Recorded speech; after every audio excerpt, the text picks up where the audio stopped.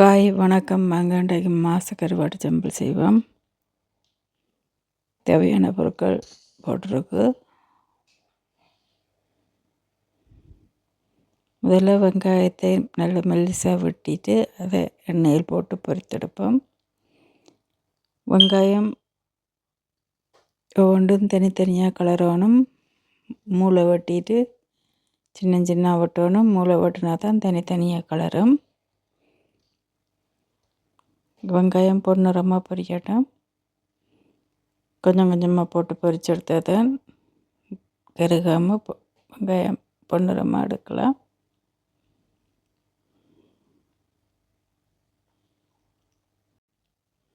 வெங்காயம் பொன்னிறமாக பொரிந்ததும் வெங்காயத்தை இறக்கிட்டு கருவேப்பிலை போட்டு எடுப்போம்.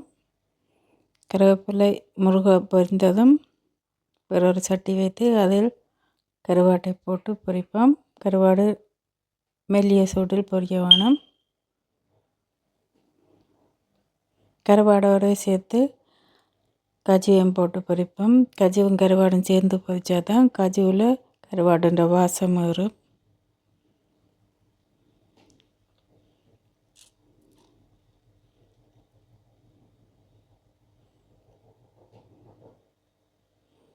மெல்லிய சூட்டில் விட்டு கருவாடையும் கஜுவையும் பொரிக்கணும். அங்கே பொரித்து வச்ச வெங்காயத்தையும் இதோட சேர்ப்போம்.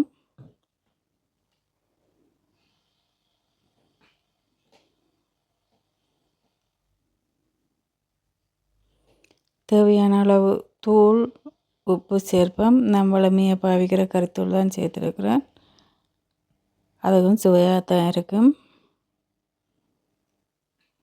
மெல்லிய சூட்டில் அப்படியே கிளறி கொண்டே இருக்கணும். ஒரு பக்கம் இருந்து கருகீரம் ஏற்கனவே எல்லாம் பொரிஞ்ச வெங்காயம் கருவாடுகள் அப்போ மெல்லிய சூட்டில் கிண்டி கொண்டே இருக்கணும். சிறிதளவு தேசிப்புளி சேர்த்துக்கொள்கிறேன். தேசிப்புளி காயை மட்டும் நாங்கள் திரும்ப மெல்லிய சூட்டில் வச்சு கிளற வேணும். ஈரப்பதம் ஃபுல்லாக போகணும். நல்ல சுவையாக இருக்கும். நீண்ட நாட்கள் வச்சு பாவிக்கலாம். முறுமுறுண்டு இருக்கும். தண்ணி சேர்க்காமல் செய்கிறபடியாக செய்து பாருங்கள். ஆற விட்டு காட்டு போகாத போத்தில் போட்டு வச்சா நீண்ட நாளைக்கு பாவிக்கலாம். எண்ணெயெல்லாம் படிஞ்சோடனே இது சுறுசுறுண்டு இருக்கும். நீங்களும் செய்து பாருங்கள். நன்றி, வணக்கம்.